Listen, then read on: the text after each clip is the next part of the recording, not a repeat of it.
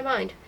She's sure to be in her room, he said as he went up the stairs. He burst in upon her, as if he had butted the door with his head, and dimly catching sight of her reclining in a pink dress on the couch, he said hastily, "Hello, hello," and stirred all around the room, supposing that everything was working out very easily, wittily, and entertainingly, and simultaneously suffocating with excitement. "And therefore, in continuance of the above, I have to inform you that you will be my wife. I implore you to agree to this. It was absolutely impossible to go away. Now everything will be different and wonderful." And at this point he settled on a chair by the radiator, and covering his face with his hands, burst into tears. Then, trying to spread one hand so that it covered his face, he began with the other to search for his handkerchief, and through the trembling wet chinks between his fingers he perceived a duplicate, a blurry pink dress that noisily moved toward him. Now, that's enough," she repeated in a soothing voice. "A grown man and crying like that." He seized her by the elbow and kissed something hard and cold, her wristwatch. She removed his straw hat and stroked his forehead, and swiftly retreated, evading his clumsy grabbing movements. Luzhin trumpeted into his handkerchief once more, loudly and juicily, and then he wiped his eyes, cheeks, and mouth, and sighed with relief, leaning on the radiator, his moist, bright eyes looking in front of him. It was then that she realized clearly that this man, whether you liked him or not, was not one you could thrust out of your life, that he had sat himself down firmly, solidly, and apparently for a long time. But she also wondered how she could show this man to her father and mother.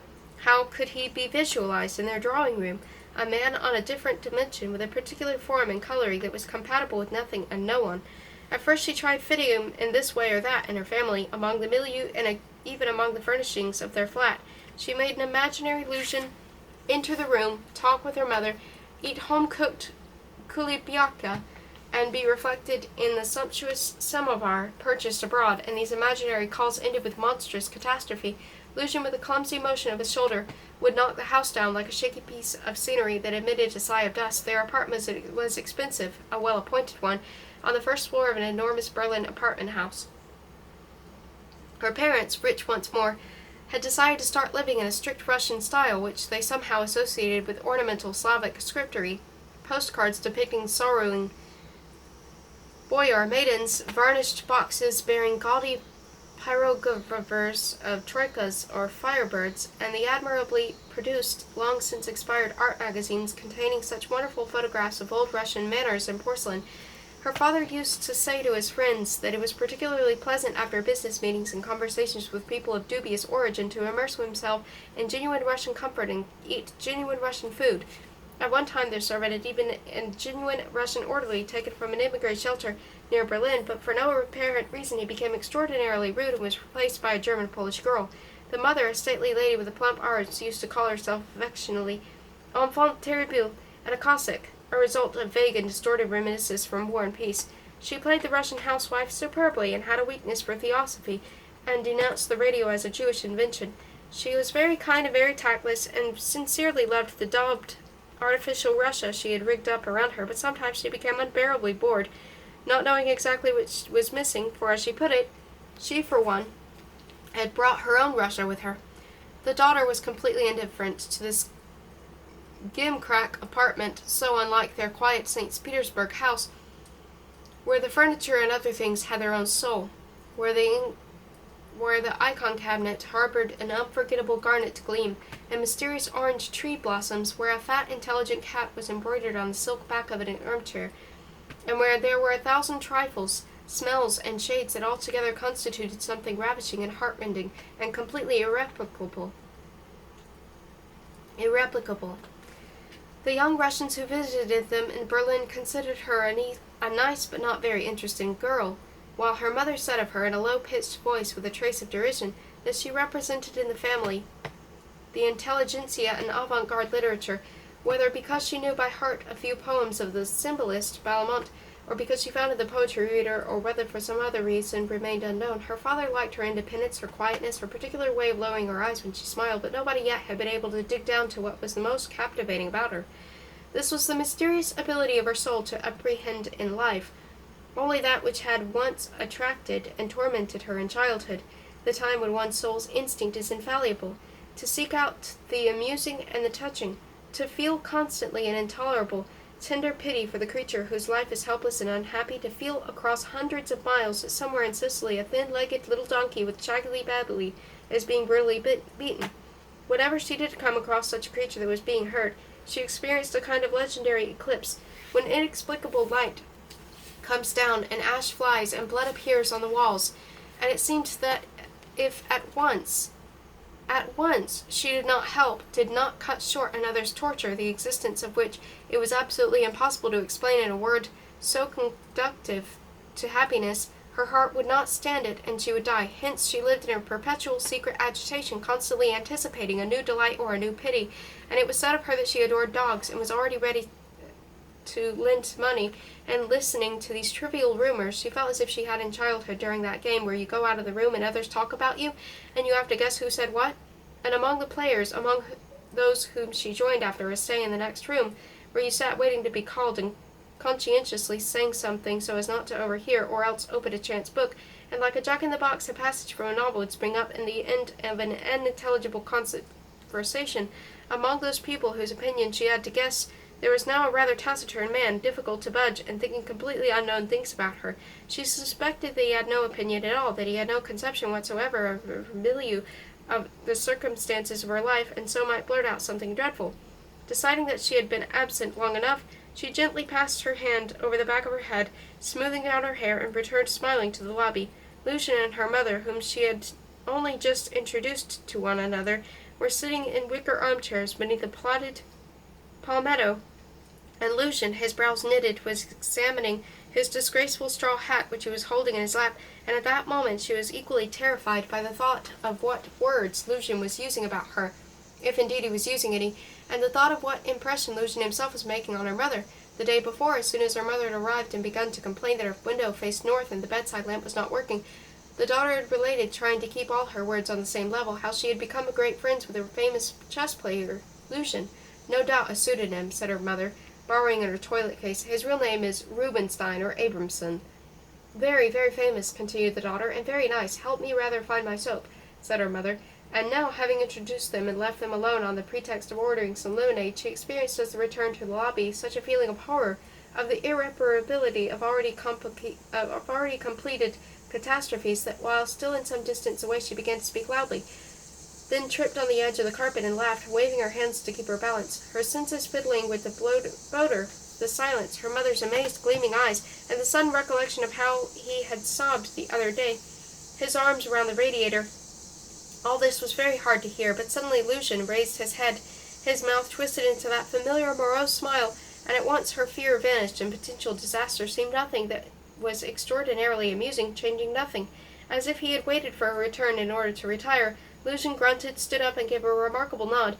Boris, she thought gaily, translating his nod into her mother's idiom, before proceeding toward the staircase. On the way he met the waiter bringing 3 glasses of lemonade on a tray.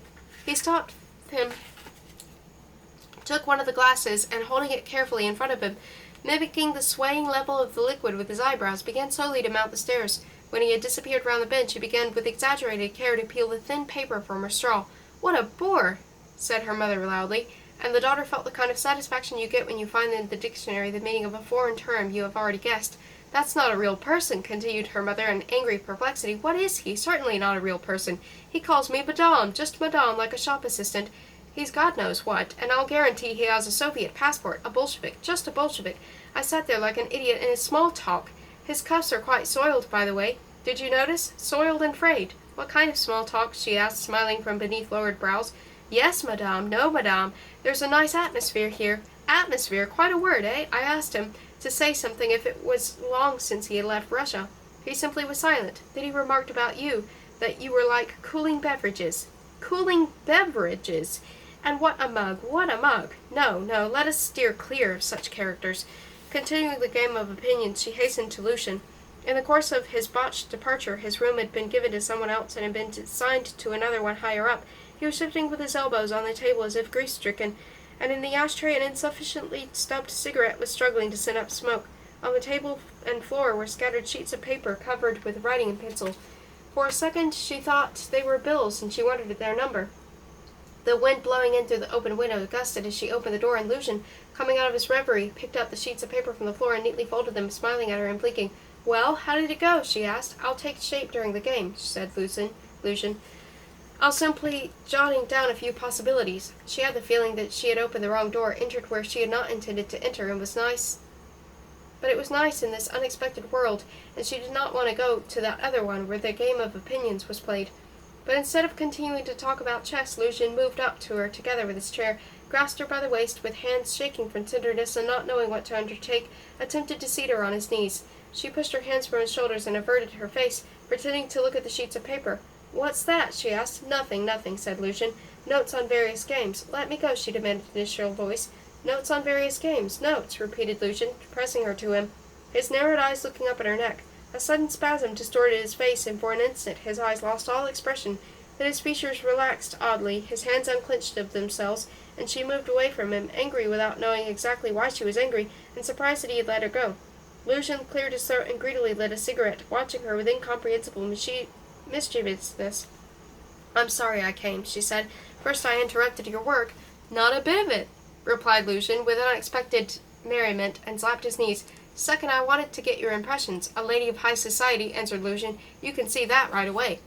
"Listen," she exclaimed, continuing to be cross. "Were you ever educated? Where did you go to school? Have you ever met people at all? Talked to people?" "I've voyaged a great deal," said Luzhin, "here and there, everywhere a little bit." "Where am I? Who is he? What next?" she asked herself mentally, and looked around at the room. The table covered with sheets of paper, the crumpled bed, the wash basin, on which a rusty safety blade had been left lying, and a half-open drawer from which snake-like, green, red-spotted tie came crawling, and in the middle of this bleak disorder sat the most unfathomable of men, a man who occupied himself with a spectral art, and she tried to stop, to grasp it all, his failings and peculiarities, to tell herself once and for all that this man was not the right one for her, and at the same time she was quite distinctly worried about how he would behave in church, and how he would look in tales.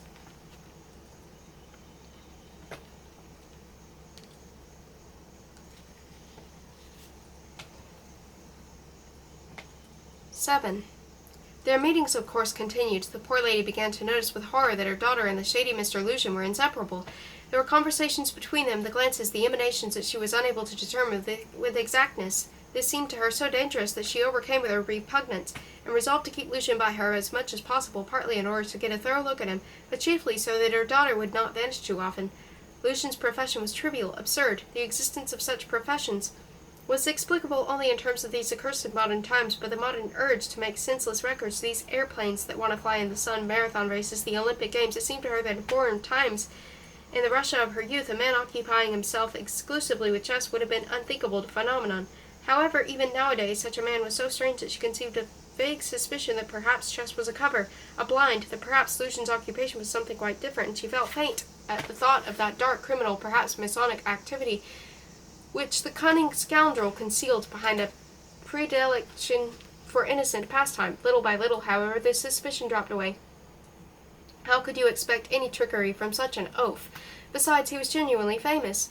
She was staggered and somewhat irritated that a name should be so familiar to many, when it completely unknown to her, unless a chance sound in her past, connected with a distant relative who had been acquainted with a certain Luzhin, a St. Petersburg landowner.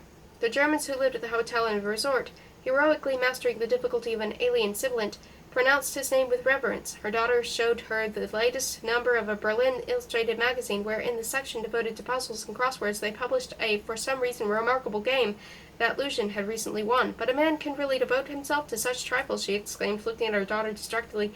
"Throw one's whole life away on such trifles? Looks, you had an uncle who was also good at all sorts of games, chess, cards, billiards, but at least he had a job and a career and everything." "He has a career too," replied the daughter, "and really he's really well known." "Nobody's to blame that you never took an interest in chess. Conjurers can also be well known," she said peevishly.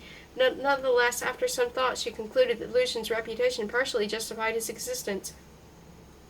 His existence, however, was oppressive. What particularly angered her was that he constantly contrived to sit with his back to her. "He even talks with his back," she complained to her daughter. "With his back. He doesn't talk like a human being. I tell you, there's something downright abnormal here." Not once did Luzhin address a question to her. Not once did he attempt to support a collapsing conversation. There were unforgettable walks along sun-dappled footpaths, where here and there in the pleasant shade a thoughtful genius had set out benches, unforgettable walks during which it seemed to her that Luzhin's every step was an insult. Despite his stoutness and short wind, he would suddenly develop extraordinary speed. His companions would drop back, and the mother, compressing her lips, would look at the daughter and swear in a hissing whisper that if his record-breaking run continued, she would immediately, you understand, return home. Luzhin, the girl would call. Luzhin, slow up or you'll get tired. And the fact that her daughter called him by his surname was also unpleasant. But when she remarked upon it, the other replied with a laugh, Turgenev's heroines did it. Am I worse than they? Luzhin would suddenly turn around, give a wry smile, and plop down on a bench. Beside it would stand a wire basket. He would invariably rummage in his pockets, find some piece of paper or other, tear it neatly into sections and throw it into the basket, after which he would laugh jerkily. A perfect specimen of his little jokes. Nonetheless, despite those joint walks, Luzhin and her daughter used to find time to seclude themselves, and after each seclusion, the angry lady would say, Well, have you two been kissing? Kissing? I'm convinced you kiss. But the other only sighed and answered with assumed boredom, Oh, Mamma, how can you say such things? Good long kisses, she decided, and wrote to her husband that she was unhappy and worried because their daughter was conducting an impossible flirtation with a gloomy and dangerous character. Her husband advised her to return to Berlin and go to a resort. He doesn't understand a thing, she reflected. Oh, well, it doesn't matter. All this will soon come to an end. Our friend will leave. And suddenly, 3 days before Luzhin's departure for Berlin, one little thing happened that did not exactly change her attitude to Luzhin, but vaguely moved her. The three of them had gone for a stroll. It was still August evening, with a magnificent sunset like a mangled blood orange, pressed out to the very last drop. I feel a bit chilly, she said. Bring me something to put on. And the daughter nodded her head and said, Uh-huh, through the stalk of grass she was sucking, and left, walking fast and slightly swinging her arms as if she returned to the hotel. I have a pretty daughter, don't I? Nice legs. Luzhin bowed. So you're leaving on Monday, and then after the game back to Paris? Luzhin bowed again. But you won't stay in Paris long, will you? Somebody will again invite you to play somewhere? This is when it happened. Luzhin looked around and held out his cane. This footpath, he said. Consider this footpath. I was walking along, and just imagine whom I met. Whom did I meet? Out of the myths, Cupid, but not with an arrow, with a pebble. I was struck. What do you mean? She asked with alarm. No, please, please, exclaimed Luzhin, raising a finger. I must have audience. He came close to her and strangely half opened his mouth, which caused an unusual expression of martyred tenderness to appear on his face. You are a kind, sensitive woman, said Luzhin slowly. I have the honor of begging you to give me her hand. He turned away as if having finished his speech on the stage and began to gouge a small pattern in the sand with his cane. Here's your shawl, said her daughter's breathless voice from behind it, and the shawl settled over her shoulders. Oh, no, I'm hot. I don't need it. What do I want with shawl? Their walk that evening was particularly silent. Through her mind ran all the words she would have to say to Luzhin, hints about the financial side. He was probably not well off. He had the cheapest room in the hotel, and a very serious talk with her daughter, an unthinkable marriage, a most idiotic venture. But despite all this, she was flattered that Luzhin had so earnestly and old-fashionedly addressed himself to her first. It's happened. Congratulations, she said that evening to her daughter. Don't look so innocent. You understand perfectly well. Our friend wishes to marry. I'm sorry he told you, replied to her daughter. It concerns only him and me. To accept the first rogue you come across, began the offended lady. Don't you dare, said her daughter calmly. It's none of your business. And what had seemed an unthinkable venture began to develop with amazing celerity. On the eve of his departure, Luzhin stood in the tiny balcony of his room in his long nightshirt and looked at the moon, which was trembling, disengaging itself from some black foliage, and while thinking of the unexpected turn taken by his defense against Tarati, he listened through these chess reflections to the voice that still continued to ring at his ears, cutting across his being in long lines occupying all the chief points. This was an echo of the conversation he had just had with her. He said he had again sat on his lap and promised that in 2 or 3 days that she would return to Berlin and would go alone if her mother decided to stay, and to hold her on his lap with nothing compared to the certainty that she would follow him and not disappear like certain dreams would suddenly burst and disperse because the gleaming dome of the alarm clock exploded out through them. With one shoulder pressed against his chest, she tried with a cautious finger to raise his eyelids a little higher, and slight pressure on his eyeball caused a strange black light to leap there, to leap like his black knight, which simply took the pawn if Tarati moved it out of the seventh move, as he had done their last meeting. The knight of course perished, but his loss was recompensed with a subtle attack by black, and their chances were on his side. There was, true, a certain weakness on the queen's flank, or rather not a weakness, but a slight doubt, lest it was all fantasy, fireworks would not hold out, nor the heart hold out, for perhaps all of the voice in his ears was deceiving him, and not going to stay with him. But the moon emerged from behind the angular black twigs. and a round full-bodied moon, a vivid confirmation of victory, and when finally Luzhin left the balcony and stepped back into his room, there on the floor lay an enormous square of moonlight, and in that light his own shadow.